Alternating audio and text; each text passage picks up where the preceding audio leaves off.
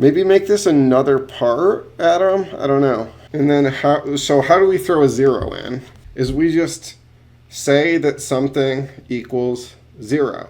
That doesn't seem that hard, right? Let's just call something 0. Let's say C equals 0. Okay? If C equals 0, then C times anything equals 0. Okay?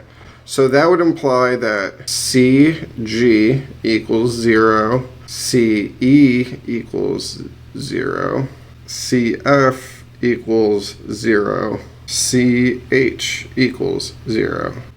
So now if all of this is true, then C equals 0 means that AG equals 0. So okay, this might be a little hard to follow. If all of this is true, this is a little bit hard to explain, but basically what's happening here is C times G is a fundamental pair, okay? These things are not fundamental pairs, okay? And what you find is that if for everything to be true, if C equals 0, then G also equals 0. Otherwise, B, A, and D also equals 0. So one of these things has to be true.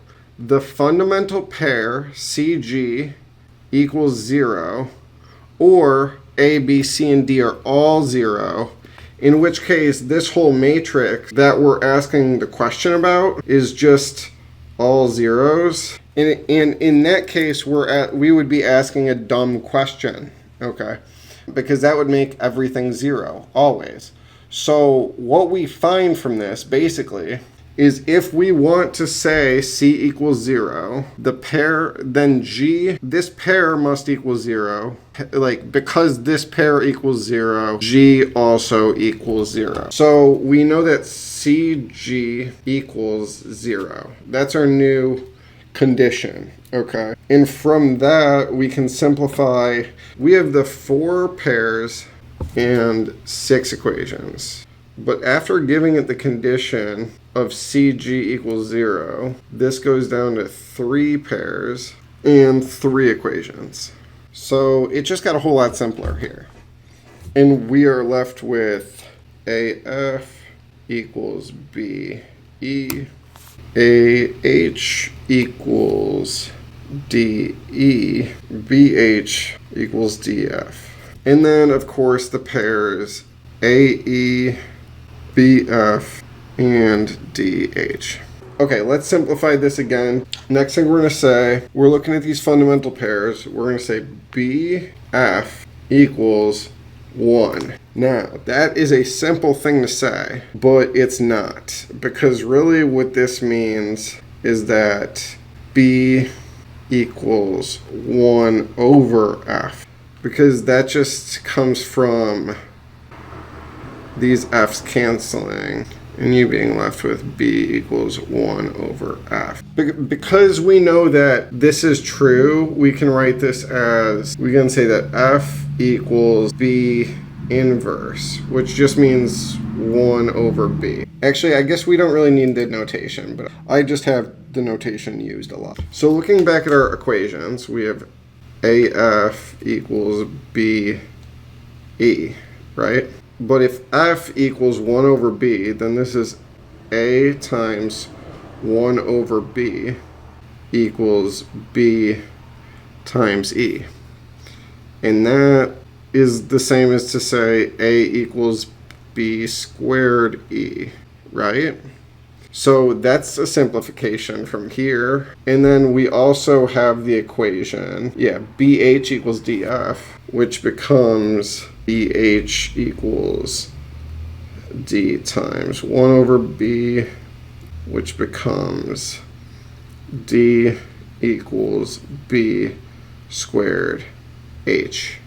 Because you just multiply BH times B equals D times 1 over B times B, and then these cancel out, And then these go together into a nice b squared for you. So then you're left with b squared h equals d. Okay. And then we're left with the equation AH equals D, which is going to be unaffected for now, but we can write this up nicer again. AE is a fundamental pair. DH is a fundamental pair.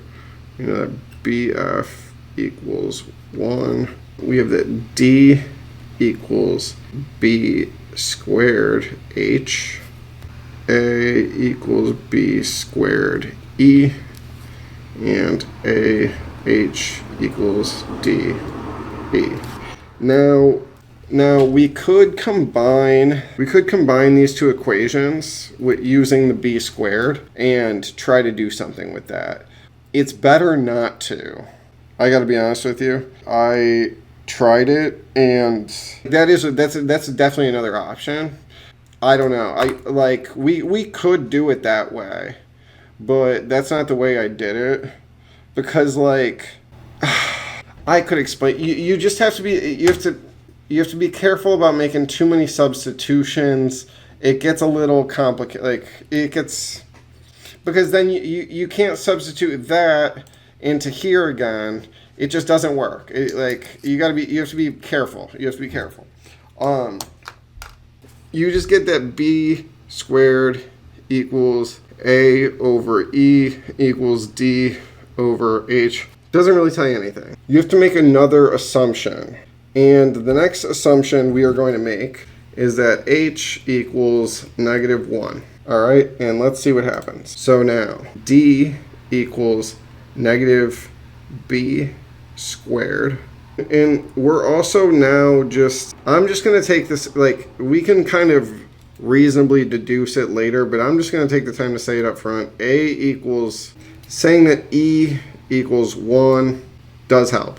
So it would also be equivalent to say that h is not -1 and d is -1. That would be an equivalent statement to saying that h is -1. But we're just going to use the fact that h equals -1 and e equals 1. So now we're left with a equals b squared and d equals -b squared. And everybody's going to be like, Adam, okay, what about it? Where are we going with this? What are we doing? And I got to be honest with you guys. All that's left is this AH equals DE. And this is just b squared times -1 equals -b squared times 1. And that's just -b squared. So really, we're actually done. If you think about it, we answered everything. And I'm going to go back through it, and we're going to look at it. But we answered the question. We needed to know what A equals, B equals, and H equals. Okay. So taking it from the top, we know that C is 0. Oh, actually, I don't like how I did this. So this was the original question that we started off with, was what would these things have to be equal to? What would these 8 things have to equal for A tensor B to equal B tensor A? Okay. So we figured out that C equals 0 and G equals 0. B equals B, right? B, it's up to you with B. That's the beauty of math. That's why there's still a letter involved. Plug in your favorite number where that letter goes, and it'll still be true. Okay? Continuing. From the fact that BF equals 1, we know that F is still 1 over B. Okay? And then we know that H is -1 and E is 1. And then we know that D is negative B squared and A is B squared. And I don't know if you realized it, guys, but we answered our question.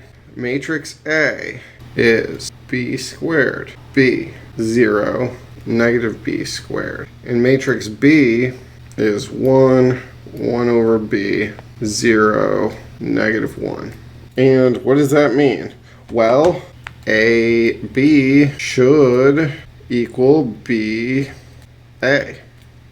right? So, all you can do, right, is write it out and find out, okay? So that's what we're going to do, you know what I mean? Because we can only find out if we're right by checking.